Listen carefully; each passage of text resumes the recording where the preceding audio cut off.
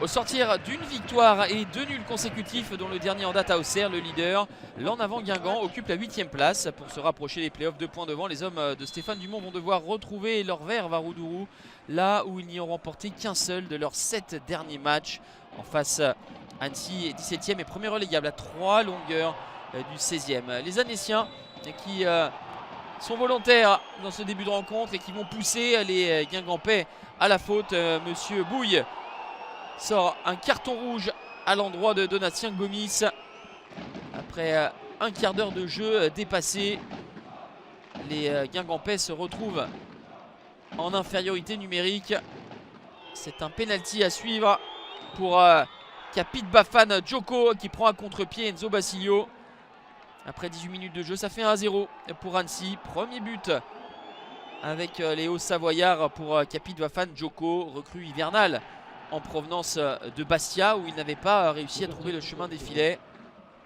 C'est bon pour la confiance de Djoko, c'est bon pour les Annéciens qui ont le contrôle des opérations et vont doubler la mise à la demi-heure de jeu. Ousmane Camara est l'auteur d'un très bel enchaînement, l'amorti poitrine, la feinte de corps pour éliminer Basilio. Et le 2-0, Moïse Mahop avait renversé le jeu pour Ousmane Camara, qui, comme Capit Bafan Djoko, est arrivé cet hiver et se montre déjà à son avantage. Il est prêté par la Auxerre, Ousmane Camara, et c'est un bel enchaînement qui permet donc à Annecy de mener 2-0. La réaction des Guingampais avec cette frappe de Vincent Manceau s'est accompagnée du regard par Florian Escalès.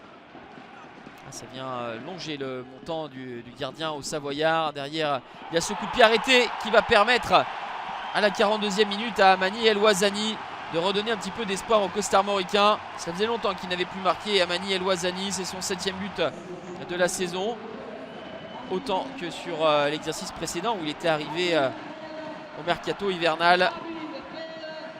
La déviation d'Amadou Sagna. Ça fait 2-1 à la pause pour Annecy. Les Annéciens qui n'avaient marqué qu'un but lors des 3 derniers matchs, qui étaient restés muets sur les 2 derniers, vont être tout à leur joie de retrouver de l'efficacité, qui plus est avec les recrues du mercato.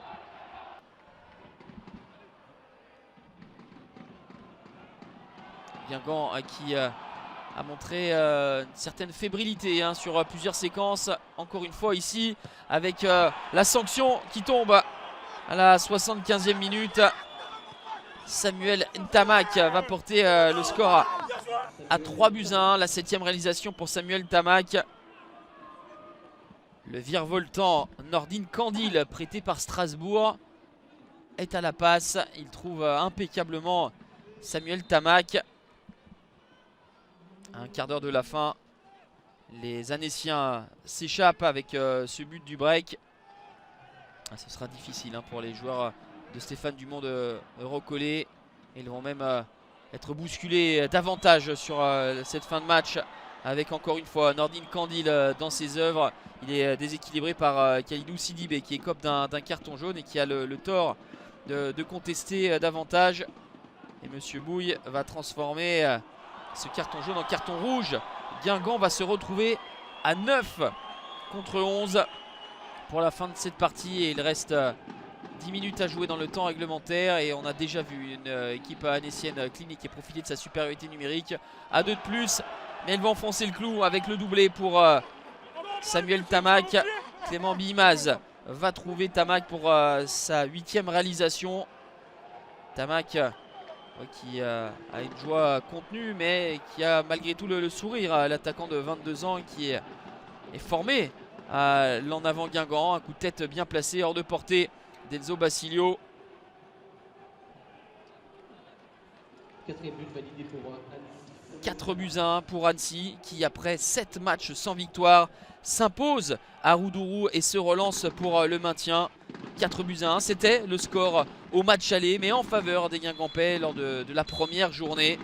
Les Annéciens prennent leur revanche.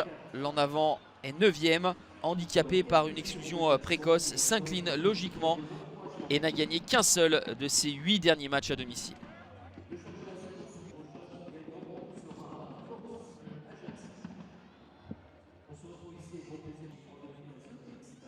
Essai Chloé, c'est en place.